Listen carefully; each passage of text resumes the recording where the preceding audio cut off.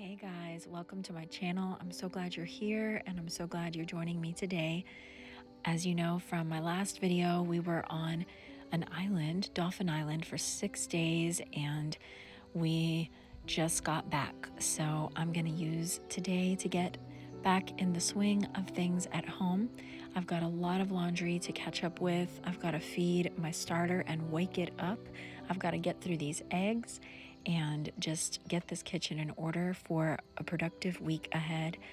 I also am pulling out some meat to have in the fridge ready to use throughout the week. I'm trying to not give myself too long of a list of things to accomplish today because I really don't need to do that much. I would like to enjoy our first day home, but also see that we got a lot done, but did not feel rushed in the process. So first things first, we're putting all of our beautiful findings on our nature shelves in our classroom. We found oyster shells, a bunch of different sized shells, and a shark egg was probably the neatest thing we found. We're home, and the weather could not be more magical. It's so happy. Thankfully, since we took the dogs with us, I was able to clean the house and clean the floors before we left, so I came home to a clean house. The only housework is all the laundry that we brought back with us. Whoa. And I had to go grocery shopping. But after that, I'm gonna go outside. I'm gonna gather some new wildflowers that are blooming now since we've been gone. There's some Queen Anne's lace I spotted, some yellow ones over there that I need to check out on my Seek app because I don't know what they are. I spotted my garden. It looks so lush and overgrown. The lawn is big and fluffy and we definitely need to mow. I could just tell a lot of things grew while we were away. Of course, I need new hummingbird nectar in all the feeders because the hummingbirds are here. They were not here. They were here for a little while, then they always leave for 2 to 3 weeks to nest and then they come back. So they were gone already for like 2 weeks while we were away. And while we were away, they probably started to come back and I've seen them zip around this morning. So I want to refresh their nectar because it's probably very watered down from all the hard rain we got in the last few days. Well, I fed my starter already. I'm gonna go check out the elderflowers, see how open and ready they are for harvesting because I would love to make some elderflower cordial. I already set up my pool. I went and got some salt.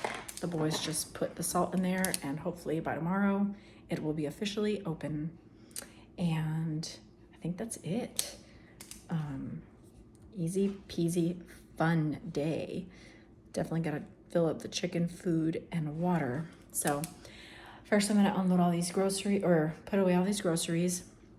I'm gonna make myself an iced chai latte and then I'll get outside and enjoy all the fun outdoor things and take you along with me.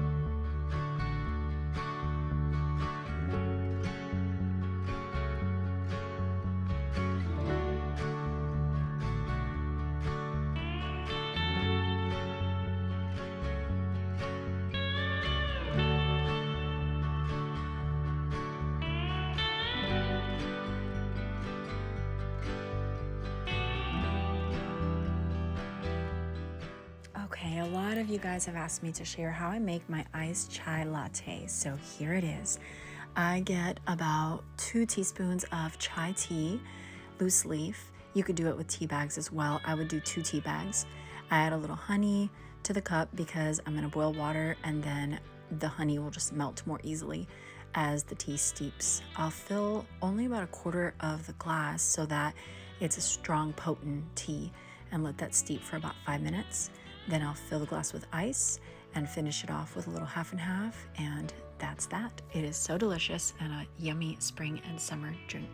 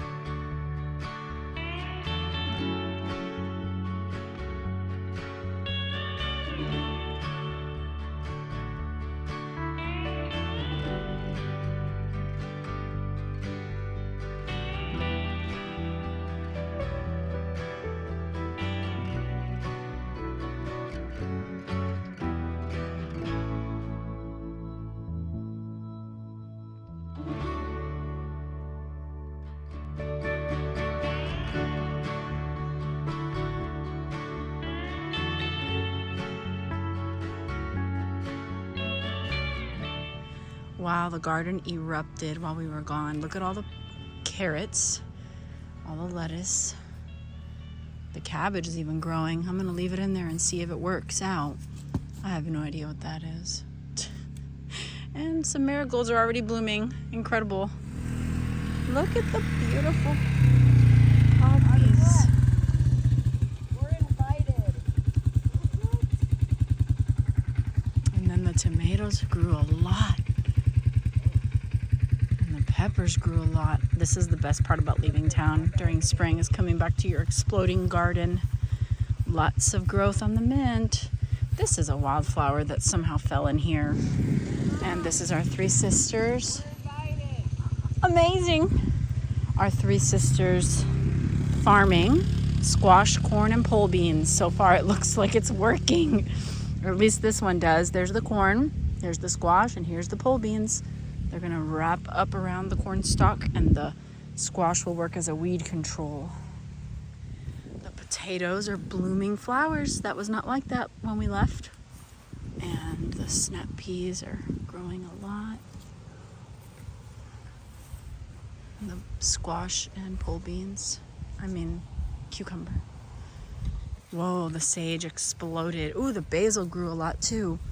Wow, lots of sage, some parsley growth, and some basil growth. And I think the elderberry can be planted in the ground now. They're looking kind of sad.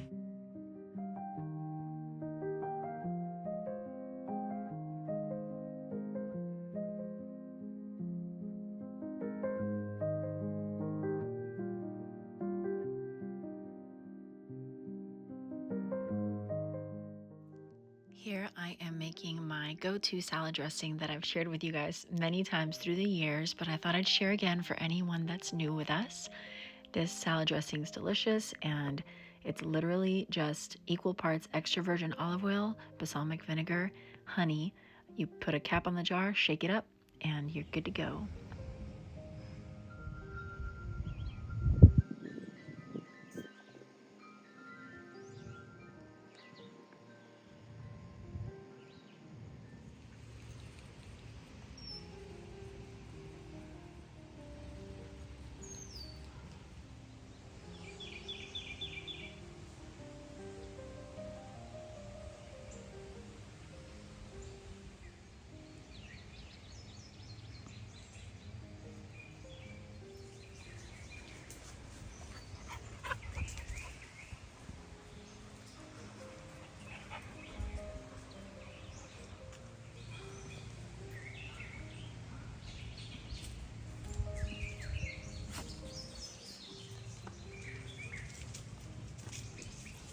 The birds are so happy. The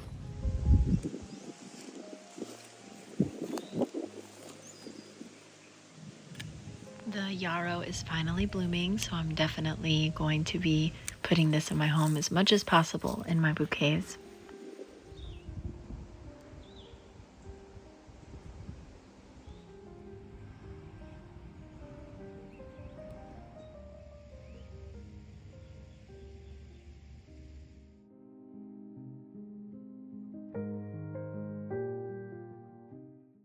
Hummingbirds never get old. They are absolutely amazing to me. I'm so thankful that I get to see them every year. So the yellow flowers ended up being a kind of dandelion, and I got the first of the Queen Anne's lace and some yarrow for my dining room centerpiece. I love wildflower season. Tonight I am making one of my favorite meals, green curry. I love yellow curry, I love red curry, I love green curry. It's just so comforting, so flavorful, so delicious, and so simple. So I've got one pot with rice. I'm doing 2 cups of rice, 2.5 cups of water, 2 teaspoons of salt. Get that going, and then I can concentrate on my chicken and vegetable green curry. So I will include the link to the recipe I followed in the description box, but you'll see that I don't really follow it very well. I always add vegetables to my curry, even when the recipe does not call for it. I like making it heartier and, of course, packing as much nutrients into it as I can.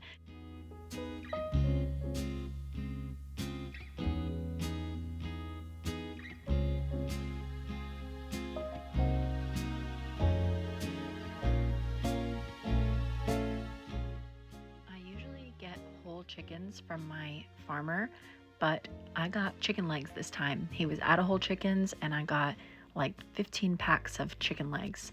So first time, but I'm so happy I did. I've used them so much and I just love that the quality is so good. I am putting them straight into the Dutch oven that I had some olive oil heating in, and I'm just going to move them around and brown all the sides before I add in the veggies and the coconut milk.